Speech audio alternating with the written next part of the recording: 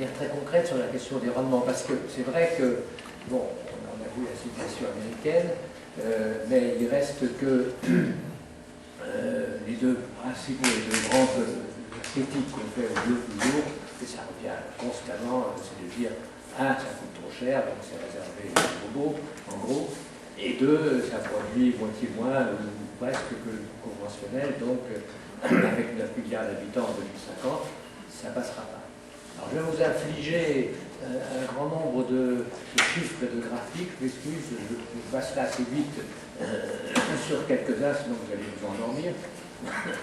Enfin, c'est au moins pour voir un petit peu de quoi on parle quand on parle de rendement. Et évidemment, on en vient toujours à la comparaison des rendements en conventionnel et en bio. Et vous verrez qu'en fait, les situations sont très très contrastées selon les endroits, selon le point de départ, le type de conventionnel dont on parle. Alors peut-être déjà,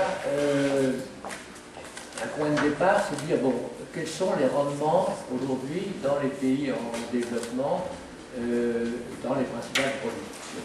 Si je prends le blé, les rendements moyens, c'est 25 quintaux à l'hectare. C'est-à-dire beaucoup moins que les rendements moyens en bio en France, et encore beaucoup moins, bien sûr, que les 100 quintaux qui sont quand même, je dirais, un peu exceptionnels. D'ailleurs, il est intéressant de noter qu'en conventionnel, les rendements n'augmentent plus. En blé, en tout cas, en céréales, ils ont même tendance à baisser un peu. Alors que pour produire 100 quintaux à l'hectare, il y a quelques années, ça paraissait tout à fait normal. Maintenant, ils ont beaucoup de mal à y arriver ou ils n'y arrivent pas du tout. Donc voilà, donc on parle déjà de rendements moyens, je dirais, dans l'ensemble des pays, en particulier les pays du Sud, qui sont très en dessous, bien entendu, des rendements de pointe européens, mais même des rendements bio, puisque en France, en bio, on est la moyenne française en blé. Pour le cas du blé, est un cas un peu particulier, il ne faut pas plutôt généraliser les différences de rendement entre le bio conventionnel et céréales, en particulier le blé, avec l'ensemble des productions. Et disons qu'en France, on est aujourd'hui à peu près un peu moins de 80 quintaux de blé à l'hectare conventionnel et un peu moins de 40 quintaux en bio. Et donc encore largement au-dessus des fameux rendements moyens des pays du Sud. Donc voilà, alors ça ce sont les chiffres qu'on cite toujours, on en a parlé, donc je ne vais pas y revenir. C'est vrai qu'il y a trois cas de figure, on peut dire. Il y a le cas de figure de l'Europe, avec une agriculture conventionnelle très intensive. Là, le bio, effectivement, a des rendements plus ou moins, mais quand même nettement plus faibles, jusqu'à 50% en dessous pour les céréales, par exemple, en France. Il y a le continent américain, avec une agriculture conventionnelle beaucoup moins intensive qu'en Europe. Par exemple, vous avez vu tout à l'heure les rendements, je ne sais pas si c'est la moyenne américaine, mais les rendements dans l'expérimentation de Rodale, c'est autour de 30 quintaux. Donc on est, je dirais, bien en dessous des 80 quintaux du conventionnel. Donc là, la différence, bon, dans les gens de Rodale, il n'y a pratiquement pas de différence. Dans d'autres essais, il y a, enfin, j'en ai dit tout à l'heure, donc les gens qui ont fait cette recherche, Jacques, estime qu'en Amérique du Nord, c'est donc dans l'ensemble des pays industrialisés, c'est des rendements en bio de 8% industriels inférieurs au conventionnel, ce qui est une moyenne entre la forte différence des pays européens et la très faible différence dans les pays en Amérique du Nord. C'est donc faible différence ou absence de différence, comme Jeff l'a montré tout à l'heure, s'explique en partie justement parce que les rendements, l'agriculture étant beaucoup moins intensive en Amérique du Nord, les rendements moyens conventionnels sont beaucoup plus faibles. Alors j'ai résumé ici, je ne veux pas détailler chaque chiffre, un petit peu ce qu'on trouve dans la littérature, dans différentes publications, comme différents dans différents pays, différence entre le bio et le conventionnel. Bon, je dirais le pire étant le blé en Europe, enfin, là c'est le chiffre français, mais la différence étant, même dans d'autres pays européens, vous voyez, aux USA, la troisième ligne, on est effectivement même à plus 3%, a un peu moins, pour le soja aussi. Le blé en Suisse, on se rapproche des chiffres français.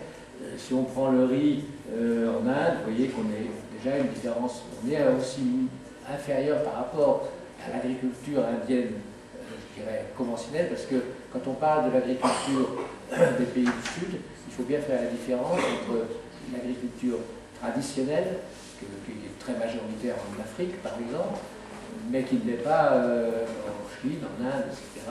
Et donc par rapport à l'agriculture conventionnelle intensive, on est quelquefois, là c'est une étude, hein, on est quelquefois au-dessus, et je dirais, on ne prétend pas que le bio multiplie par 2 ou augmente de 80% les rendements dans les pays en développement comparé à une agriculture déjà intensifiée. Les Chinois mettent dans certaines régions, partie de la Chine, plus d'azote. Ils ont une agriculture au moins intensive, aussi intensive que l'européenne. Alors ça, c'est un exemple intéressant parce que ça paraît un peu compliqué, mais ça n'est pas tant que ça. Pour montrer à quel point le rendement dépend de différents facteurs. Ça dépend évidemment, vous voyez, sur la gauche, c'est dans la région de l'Eure, à droite, c'est dans la région dans l'Ordre, et chaque losange correspond à un essai avec une variété différente. Vous voyez déjà l'impact de la localisation, qui correspond principalement à la qualité des sols, mais aussi l'impact du choix des variétés.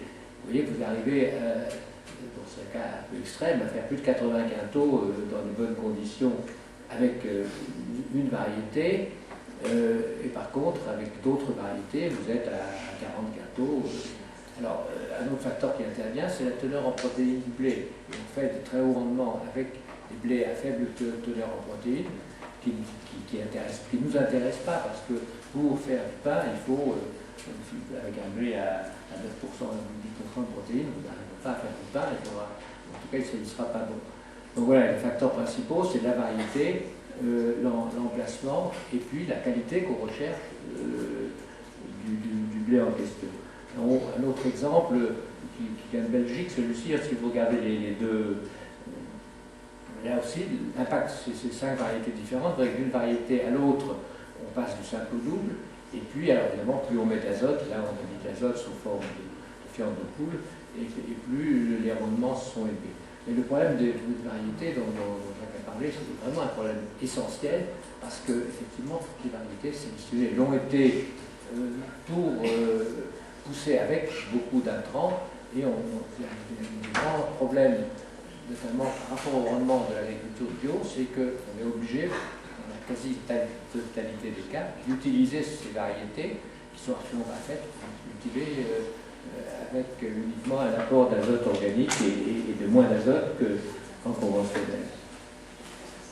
Un autre facteur, c'est une autre expérience américaine, je ne sais pas si je la connais, où c'est valable partout que, bien sûr, le rendement en blé va dépendre beaucoup de la rotation. Et vous voyez que là, il y a toujours dans cette expérience-là un rendement plus faible en bio qu'en conventionnel, mais dans la dernière ligne, vous avez beaucoup plus de rendement que dans la deuxième, parce qu'on a une meilleure rotation. Et là, bon, la différence, là, par rapport à un rendement conventionnel très élevé, presque 80 quintaux, est quand même beaucoup plus faible qu'avec une rotation moins bonne. Ça c'est intéressant parce que c'est un peu l'équivalent de l'essai de Rodé, fait en Suisse le plus ancien essai comparatif bio-conventionnel qui est fait par le FIBEL, le centre de recherche en Suisse qui existe depuis plus de 30 ans. Ils ont commencé leur expérience en 1978. Donc ils ont comparé bio, ce qui s'appelle l'organique, biodynamique et conventionnel avec plusieurs variantes. Et alors vous voyez que donc, les deux lignes, les deux graphiques du haut, c'est deux variantes du conventionnel. Les deux du milieu, c'est bio et biodynamique. Et tout en bas, c'est le témoin, c'est-à-dire on n'importe rien du tout. Bon, vous voyez qu'il reste une différence de rendement entre le bio et le conventionnel. Ce qui est intéressant, c'est que cette différence diminue avec le temps, si je veux. Ça c'est aussi une chose qu'il faut, tous les agriculteurs qui se convertissent en bio le savent. Au début, ils ont quasiment toujours une chute de rendement, petit à petit, au fur et à mesure que le sol s'améliore, le rendement augmente. Bon, même s'il ne rejoint pas le conventionnel, en tout cas la différence diminue. Alors voilà les chiffres, ce dont Jacques parlait tout à l'heure. C'est une expérience, c'est une publication d'un auteur américain qui est sorti il y a quelques années, où il a fait la synthèse de 293 comparaisons dans le monde entier entre le bio et le conventionnel. Donc voilà ses résultats. Et ça, c'est les chiffres, c'est donc les rendements en bio par rapport au conventionnel. Un peu moins dans les pays industrialisés, beaucoup plus dans les pays en développement. Et lui, il a fait une moyenne mondiale qui serait 50% en plus et 45% en plus pour le conventionnel. J'ai quelques réserves vis-à-vis de ces chiffres parce qu'il les a généralisés à partir d'expériences qui ne sont pas forcément toutes représentatives. Donc, compte tenu de l'importance de l'agriculture, par exemple, indienne et chinoise, qui sont quand même, depuis la Révolution verte, pas mal, je dirais, intensifiées, probablement qu'on n'arriverait pas forcément à une aussi grande différence de rendement. Mais vous voyez, là, on a fait un peu l'expérience comparative justement par rapport au conventionnel intensif dans les pays du Sud. Dans celui-ci, c'est été fait, je crois, en Chine ou en Inde. Vous voyez un rendement, c'est intéressant parce que si vous comparez avec le traditionnel, c'est-à-dire bon, 120 ans, bon, vous voyez la courbe du bio, qui est la courbe bleue. Au départ, le rendement reste légèrement inférieur au rendement en conventionnel. Par contre, rapidement, il le dépasse. Alors, ce n'est pas toujours aussi favorable. D'autres expériences en Inde, un peu du même genre. Bon, le rendement moyen en Inde du riz est de 2,6 tonnes. Le rendement de cette exploitation avant conversion était déjà supérieur à la moyenne. Et vous voyez qu'après conversion, donc en bio, on augmente le rendement. Ce n'est pas encore des rendements exceptionnels. En intensif chimique, vous pouvez faire 8 tonnes hectares, 10 tonnes. Et enfin, bon, partant de la réalité de ce qui se passe dans ces pays, c'est intéressant de voir qu'on augmente les rendements. On ne détaille pas ça, juste regardez la première ligne, parce que je trouve que j'ai travaillé au Burkina Faso, avant de m'intéresser au bio d'ailleurs. Et d'ailleurs, je dois dire que c'est juste une parenthèse, mais puisque évoqué les pays tropicaux, une des choses qui m'ont, je dirais, convaincu de m'intéresser au bio, c'est que j'ai fait le tout début de ma carrière d'agronome dans les pays africains, et très rapidement, je me suis posé des questions, voyant que, vu la fragilité des sols en pays tropicaux, en appliquant les méthodes que j'avais appris à l'agro, qu'au bout de quelques années, on détruisait en grande partie l'humus et la fertilité des sols. Donc je me suis dit, bon, ce qui se passe en quelques années dans les pays tropicaux, est-ce que ça ne va pas se passer, mais simplement en beaucoup plus de temps dans les pays industrialisés, et c'est ce qu'on a constaté maintenant en Beauce, la teneur en humus en matière organique des sols intensifs conventionnels qui est autour de 1%, alors qu'on était parti de 2% il y a une génération, et que ceux qui sont en bio, il y a quelques jours avec François Lopiteau, qui est un des agriculteurs historiques du bio dans le bassin parisien, il disait, lui, sur sa ferme, ils sont autour de 3% de mus, et autour de lui, ils sont en dessous de 1%. Donc c'était bon, d'autres raisons qui me fait parler du Burkina, c'est que Pierre Rabhi a travaillé aussi dans ce pays et a été un des premiers à montrer, partant de le rendement du mil et qui était l'aliment de base dans ce pays, à l'époque où j'étais, et ça doit être encore vrai dans les régions restées traditionnelles, c'était autour de 300 kilos. Donc on est à 30 fois moins qu'un rendement intensif, ou 20 fois moins qu'un rendement intensif chez nous. Et donc, Pierre Rabhi a montré que simplement en mettant une tonne de compost à l'hectare, ce qui paraît complètement ridicule, mais bon, il ne suffit pas de répartir une tonne de compost sur toute la surface. Vous savez, dans ces pays-là, on travaille encore maintenant à la houe, d'abord on fait un trou, on met une graine, et la méthode était, dans chaque trou, avant de mettre la graine, on met une poignée de compost. Et rien que ça permet de passer de 300 kg à 800 ou une tonne. Ce qui paraît encore, je dirais, une tonne à l'hectare, ça paraît un rendement dérisoire pour nous. Parce que tous les paysans du Sahel faisaient une tonne de 1000 à l'hectare, ils auraient des excédents et on ne saurait pas quoi faire. Bon, ça c'est un exemple, par exemple, c'est un cas un peu extrême dans une année sèche, où vous voyez que si vous ne mettez rien, pratiquement, dans ce cas-là, la production a été de zéro, avec simplement du fumier, on augmente à 600 bientôt, 600 kg, pardon. Et en plus, si vous faites des petites cuvettes, vous savez, ces systèmes de petites cuvettes pour retenir l'eau, là où on met les graines, vous arrivez à un rendement de tonne. Alors ça, voilà, c'est en anglais, c'est un peu compliqué à traduire, mais c'est ce qu'on appelle ça rejoint complètement ce que je disais.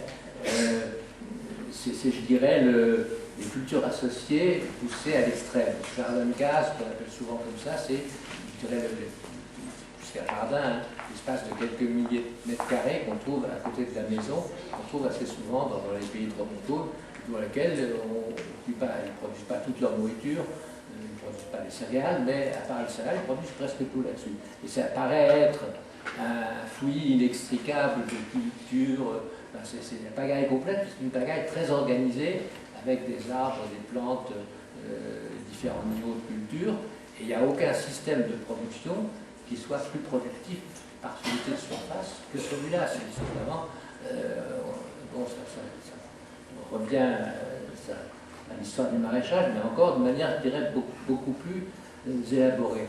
Et je voudrais, je dirais, abonder ce qui a été dit sur les cultures associées. Bon, c'est un peu extrême, je voudrais donner deux exemples. Un, quand j'ai fait il y a déjà pas mal d'années une mission en Inde, et j'avais rencontré un chercheur à Delhi qui avait travaillé pendant 10 ans sur l'association maïs légumineuse, maïs haricots, ça avait été assez compliqué, donc il voulait voir comment associer ces plantes pour augmenter les rendements. Alors c'était un peu compliqué parce que si vous faites pas attention aux écartements, aux dates de semis, vous allez par exemple avoir le maïs, il va pousser trop vite, qui va étouffer la légumineuse. Donc voilà, mais il a finalement mis au point un système avec en alternant 2 rangs de maïs et 2 rangs de légumineuses. Résultat, plus 50% de rendement sans changer quoi que ce soit aux pratiques agricoles.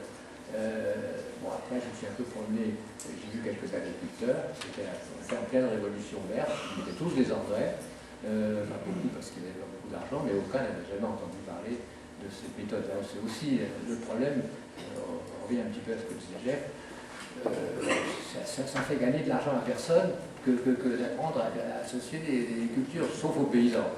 Mais bon, ça c'est pas ça qui intéresse. Voilà. Et ça c'est quand même un problème. Et puis l'autre exemple, c'est l'agroforesterie, qui est l'association de l'arbre avec les cultures annuelles, qui a été pratiquée tout le temps en milieu tropicaux, ne serait-ce que parce que les arbres permettent d'apporter un peu d'ombre, mais qui commence à se développer depuis quelques dizaines d'années maintenant, ou un peu moins, 10-15 ans en Europe, notamment en France. En France, il y a un pays pionnier pour ça, et l'INRA travaille là-dessus, et l'association à l'agroforesterie, et donc ils ont leurs premiers résultats parce qu'ils ont commencé vraiment de manière scientifique il y a une quinzaine d'années. Le résultat, c'est sur la même surface, plus 20 à plus 50% de production, alors, en additionnant la production des arbres et la production des cultures annuelles.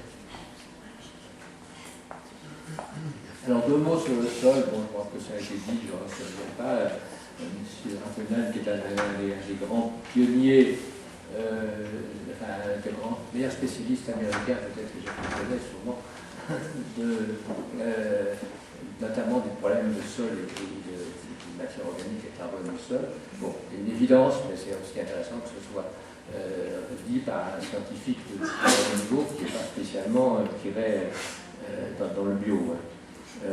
Et voilà, sachant qu'on est dans cette situation que, je dirais, dans la plupart des pays du monde, on peut dire, en Europe un peu moins, mais enfin, même en Europe, les sols sont dégradés, enfin là c'est des régions sèches, donc il y a un énorme travail de redonner au sol sa fertilité.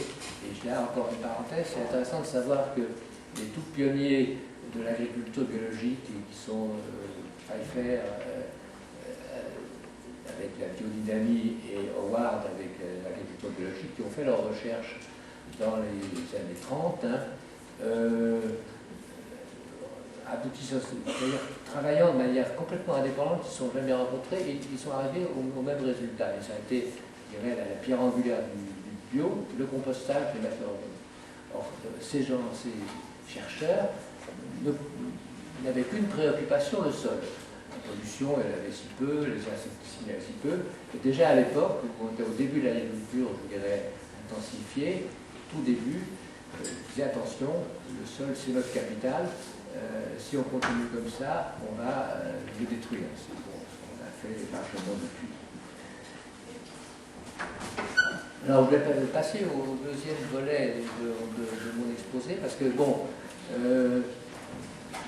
donc on peut, je dirais, augmenter, là on peut largement, je pense que c'est suffisamment démontré, augmenter suffisamment les rendements en bio et avec notamment des systèmes de culture associés pour nourrir la population.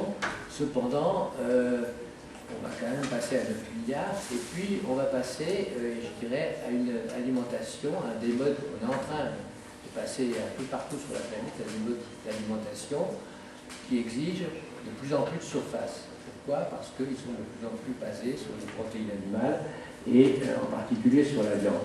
Bon, en France, c'est connu, hein, les années ont disparu, je ne sais pas pourquoi, enfin, c'est un peu entre 1950 et 2000 à peu près. Vous voyez qu'en France, la consommation de produits animaux a explosé, sauf la viande rouge, ça commence à se tasser un petit peu depuis quelques années. Ce graphique est assez intéressant et inquiétant parce que regardez, bon, dans l'Union européenne, vous voyez, là on passe de 65 à 2007, dans l'Union européenne, la consommation de viande a plutôt tendance à diminuer un petit peu par rapport à il y a une dizaine d'années. Mais regardez la courbe aux États-Unis, elle augmente gentiment, au Brésil aussi, regardez la courbe de la Chine. Et ça continue. Donc ils ne sont pas encore tout à fait au même niveau de consommation de viande que nous, parce qu'ils continuent comme ça, dans 20 ans, ils y seront. Et bon, c'est des gens qui sont 1 milliard et quelques. Je m'excuse, on s'en est un petit peu en retard. Ah d'accord, je termine. Encore trois diapos, ouais, c'est bon. Alors bon, voilà, la part de protéines, la part de la viande dans l'apport de protéines est très variable, vous voyez, quasiment 0 au Bangladesh, 4% au Rwanda, jusqu'à, en États-Unis c'est pareil, on est à peu près à 30, la viande seule, pas l'ensemble des protéines animales.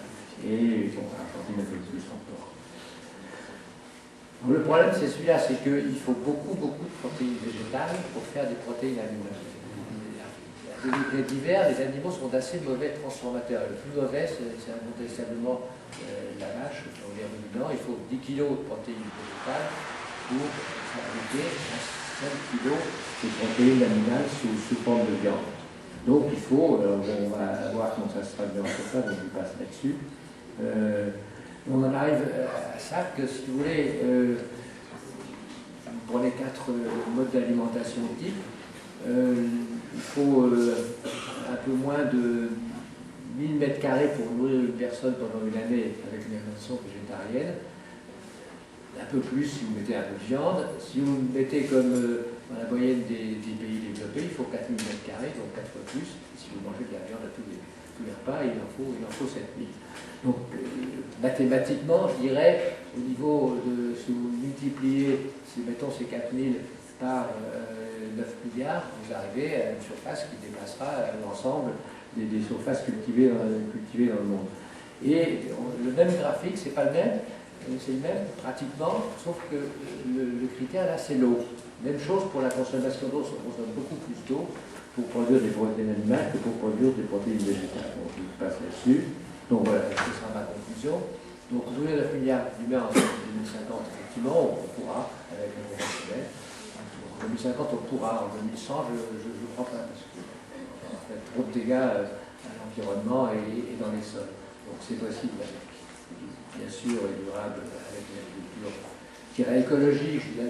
J'élargis un peu parce que bon, ce ne sera pas nécessairement l'agriculture biologique selon le cahier des charges européen. Hein. Il peut y avoir quelques variantes, en tout cas sur les mêmes bases. Mais encore une fois, ce ne sera pas possible si on n'éduque pas de consommation de produits animaux et en particulier de viande. Merci.